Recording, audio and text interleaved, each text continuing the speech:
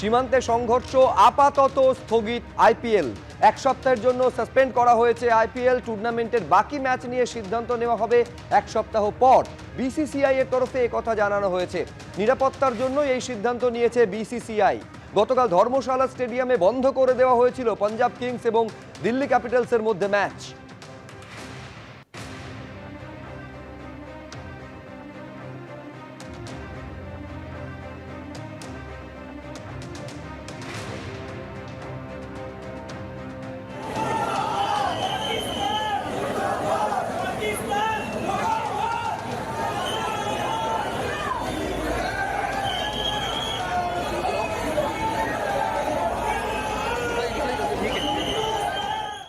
जो बीसीसीआई के secretary mister Saikia ने प्रेस नोट जारी किया है उसमें स्पष्ट है कि जो नया शेड्यूल बनाया जाएगा उसमें सारा विचार विमर्श करके ही जो है नया शेड्यूल बनाया जाएगा।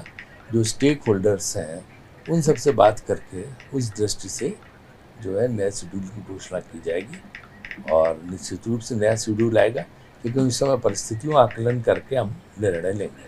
सर अगर कर लेंगे, विंडो की कोई समस्या नहीं है, क्योंकि जितनी और बोर्ड है वो पूरी तरह से सहयोग करते हैं हमारे साथ। तो ये विशेष परिस्थितियों में लिया गया निर्णय है, इसलिए विंडो वगैरह की समस्या नहीं आएगी। एक हफ्ता सर ये सस्पेंशन है, ऐसे में जो ओवरसीज प्लेयर्स हैं क्या वो फ्लाई बैक करेंगे या फिर ये उनके ऊपर है, ओवरसीज प्लेयर्स के उनका अपना निजी फैसला है कि क्या करते हैं। फ्रेंचाइजी का अपना फैसला है कि ओवरसीज प्लेयर्स के साथ क्या करते हैं, उनका ट्रैवल की जो आइटनरी है वो क्या बनाते हैं। এইবার আপনাদের সামনে রাখবো অপারেশন সিঁদুরের ঠেলায় পাকিস্তান ছেড়ে পালিয়ে গেল দাউদ ইব্রাহিম।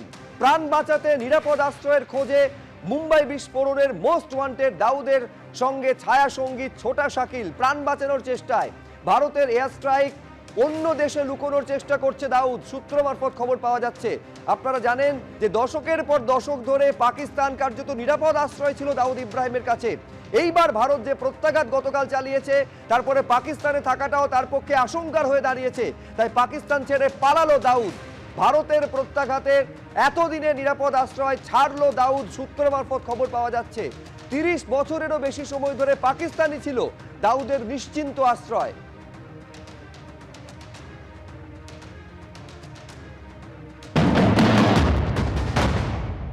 আসি, আপনি লাস্ট যে নামগুলো বললেন দাউদ ইব্রাহিম, ছোটা শকিল, এরা তো ক্রিমিনালস। এরা সেখানে থাকবে যেখানে এদের প্রাণ বাঁচাতে পারবে। দেশপ্রেম বা কোনো ইন্টিগ্রিটি বা কোনো বিবেক বলে এদের কিছু হয় না। তো যখন দেশের সেনাবাহিনীর লোকেরা পালায়, অন্যান্য জায়গায় তারা পাসপোর্ট বানিয়ে রাখে, তাদের বাড়ি কিনে রাখে ইউরোপে, আমেরিকাতে, কানাডাতে, দেশের মন্ত্রীরা পালায়, সেটা কিন্তু সত্যিই লজ্জাজনক।